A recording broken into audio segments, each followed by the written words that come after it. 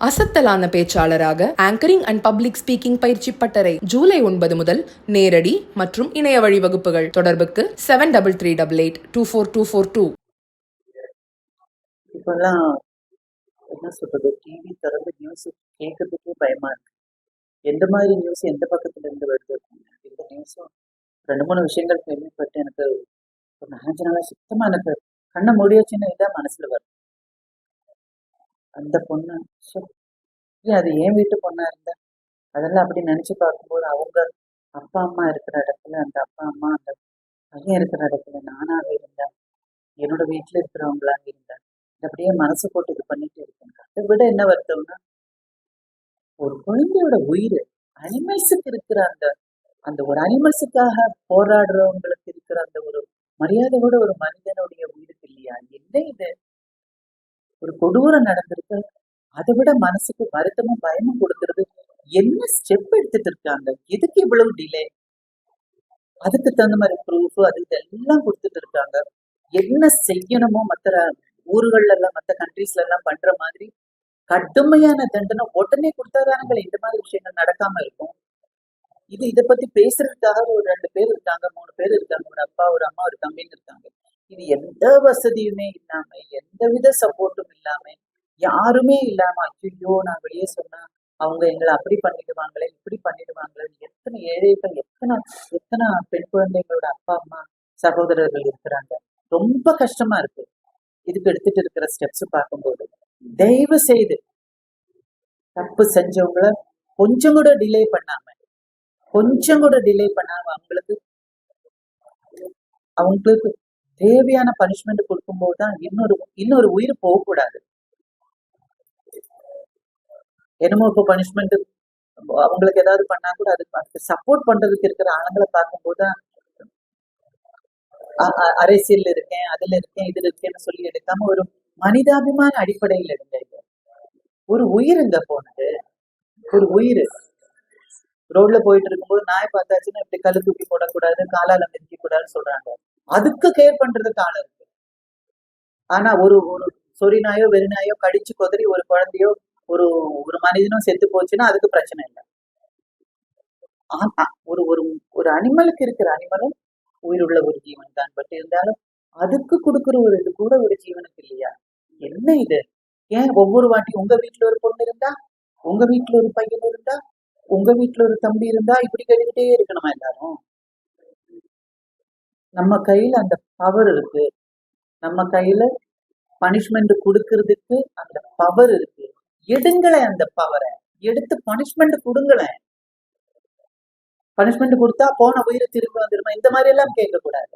ஆனா பனிஷ்மெண்ட் கொடுத்தாதானே அந்த அப்பா அம்மாவுக்கும் உடன்பிறப்புக்கும் ஐயோ எங்க வீட்டுல நடந்தது இன்னொரு இடத்துல நடக்காம பாத்துக்கிறதுக்கு ஒரு வழி பிறந்திருக்குன்னா அவங்க இத்தனோண்டு ரிலீவ் ஆவாங்க. ரிலீவ் கூட கிடையாது, இன்னொரு ஜீவனுக்காக அவங்க ஒரு எதிர்பார்ப்பு வைப்பாங்க. எங்க சிஸ்டருக்கு இது நடந்ததுனால, இவ்வளவு கடினமான ஸ்டெப் இவங்க எடுத்ததுனால இன்னொரு குழந்தை இப்படி ஆகாது அப்படின்னு அவங்க மனசுக்குள்ள ஒரு சின்ன, எங்களால அது நடந்ததுன்ற ஒரு சின்ன ரிலீஃப் வரும். அதுக்கு கூட நம்ம ஊர்ல உரிமை இல்லையா? கஷ்டமா இருக்குங்க, கஷ்டமா இருக்கு, பயமா இருக்கு. இந்த விஷயத்த நீங்க வெளியே சொன்ன அப்ப உங்க வீட்டுல பண்ணா நீங்க வாய மூடிக்கிட்டு சும்மா இருப்பீங்களோ அப்படின்னு நம்ம கேட்கிற அளவுக்கு கொண்டு போய் விடக்கூடாது.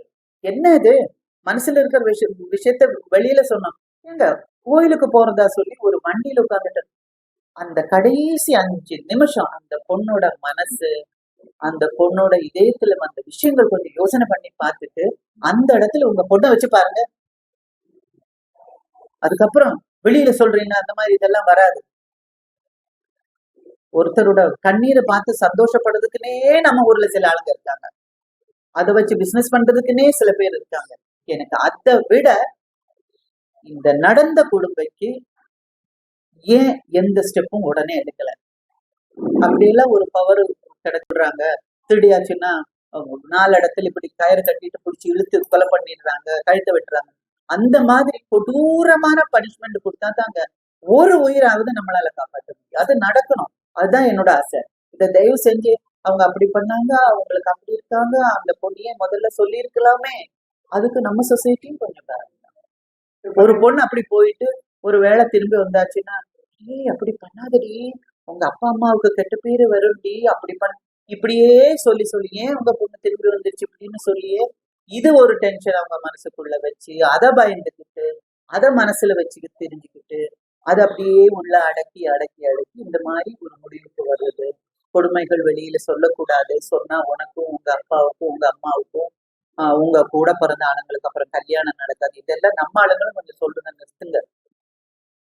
நம்ம கிட்டயும் தப்பு இருக்கு. பட் இருந்தாலும் இந்த நடந்த கொடுமைக்கு ஸ்டெப் எடுக்காம இருக்கு, அதாவது தேவையான போதுமான ஸ்ட்ராங்கான ஸ்டெப் எடுக்காம இருக்கிறது ரொம்ப டிசப்பாயின்மெண்ட், ரொம்ப டிசப்பாயின்மெண்ட். இப்பெல்லாம் டிவி அந்த ரிமோட் கண்ட்ரோலை எடுத்துட்டு வேண்டான்னு சொல்லி வைக்கிற அளவுக்கு போயிட்டு இருக்கு ஒவ்வொரு விஷயமும். இது மட்டும் இல்ல, ஒவ்வொரு விஷயமும் ரொம்ப கஷ்டமா இருக்கு. இங்க ஒண்ணு அங்க இன்னொரு டெஸ்ட், ரொம்ப கஷ்டமா இருக்கு. அது என்ன சொல்றது, இந்த இந்த வருத்தம் இந்த கோபம் எல்லாம் அம்மா இவங்க சொன்ன மாதிரி, அந்த பொண்ணோட அம்மா சொன்ன மாதிரி மனசுக்குள்ளேயே வச்சு கொழுக வேண்டியதா இருக்கு. வெரி பேட், ரொம்ப கஷ்டமா இருக்கு. ஒன்னும் சொல்லவும் முடியல. நம்ம சொன்னா கூட ஆமா பெருசா அவங்க சொல்லிக்குவாங்க, அவங்க வந்தாங்க, அவங்க நடிகை தானே, அவங்க அப்படி காட்டுறாங்க இல்ல. அந்த பொண்ணோட கடைசி 5 மினிட்ஸ் எப்படி இருக்கும்னு நான் யோசனை பண்ணேன்.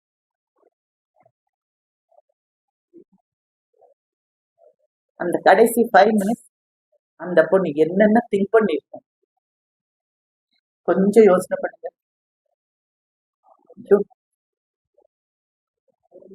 ஒரு மாதிரியா இருக்கு, மூச்செல்லாம் முட்டுது. அவங்க சாப்பிடாம இருக்குன்னு சொல்லுவோம், சாப்பிடுங்க சாப்பிடுங்கன்னு சொல்லி நம்ம ஃபோர்ஸ் பண்றோம். அந்த இடத்துல நாம இருந்தா நமக்கு தெரியும், போகாது, பச்சை தண்ணி கூட உள்ள போகாது.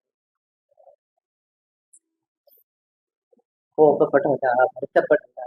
ஆனா ஆச்சரியமா இருக்குல்ல, கெட்டது செய்யும் போது அவங்களுக்கு சப்போர்ட் பண்றதுக்கு சில ஆளுங்க வருவாங்க பாருங்க. அபிஷியல்ஸா இருந்தாலும் சரி, கவர்மெண்டா இருந்தாலும் சரி, ஆட்களா இருந்தாலும் சரி, நம்ம சொசைட்டியா இருந்தாலும் சரி, அது தயவு செஞ்சு மாத்திடுங்க ப்ளீஸ். உயிருக்குன்னு ஒரு மதிப்பு இருக்கு. எவ்வளவு கஷ்டப்பட்டு எத்தனை கோயிலுக்கு போயிருப்பாங்க அந்த குழந்தை பிறக்கணும்னு சொல்லி, எத்தனை 48 மணி நேரம் 52 மணி நேரம் எத்தனை வழியில இருந்து வந்த ஒரு குழந்தைய கொண்டு வந்து 29 வயசுல இல்ல 27 வயசுல சாவு கொடுக்கறதுக்கா? அதுக்கு பெக்காமலே இருந்திருக்கலாமே, பிரெக்னென்ட் ஆகாமலே இருந்திருக்கலாமே, குழந்தைய பத்தி கஷ்டப்பட்டு வளர்த்து இப்படி கொடுக்கறதுக்கா? இங்க ஒண்ணு அங்க ஒரு பையன், எவ்வளவு கஷ்டப்பட்டு வளர்த்திருப்பாங்க அப்பா அம்மா. செஞ்சதுக்கு அப்புறம் நடந்ததுக்கு எந்த விட பலனும் இல்லைன்னு சொல்றதுதான் அவங்களுக்கு நடந்ததை விட மனசை கொள்றதே. எனக்கு கொல்லி வைக்க வேண்டிய குழந்தைக்கு நான் கொல்லி வைக்கிறேன்னு இது வேற அவங்களை கொண்டுட்டு இருக்கோம். அப்பாவா இருந்தாலும் சரி, அம்மாவா இருந்தாலும் சரி. எனக்கு என்ன சொல்றதுன்னே தெரியலங்க, என்ன சொல்றதுன்னே தெரியல. ரொம்ப நிஜமா பயமா இருக்கு இப்பெல்லாம் டிவி ஆன் பண்றேன்.